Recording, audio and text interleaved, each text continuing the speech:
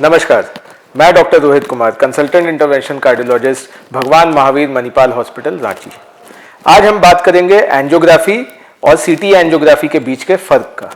कई बार हमारे पास पेशेंट्स आते हैं जिन्हें एंजियोग्राफी की सलाह दी जाती है या फिर वो स्वेच्छा से हमसे पूछते हैं कि सीटी एंजियोग्राफी करा लिया जाए क्या।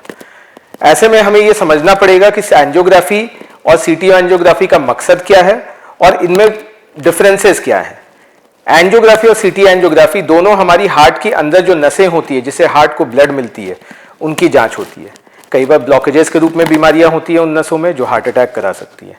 ऐसे में एंजियोग्राफी या सीटी एंजियोग्राफी की सलाह दी जाती है। एंजियोग्राफी में हम लोग हाथ में इंजेक्शन लगा के और पाइप या कैथेटर के माध्यम से हम लोग हार्ट के करीब पहुंचकर दवा देते हैं।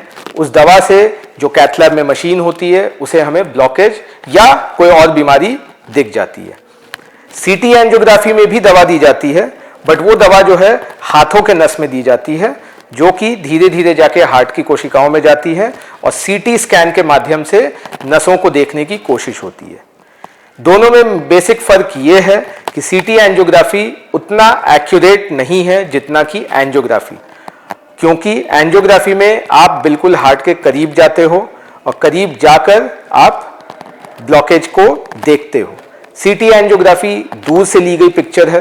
दूर से मतलब शरीर के बाहर से पिक्चर ली जाती है।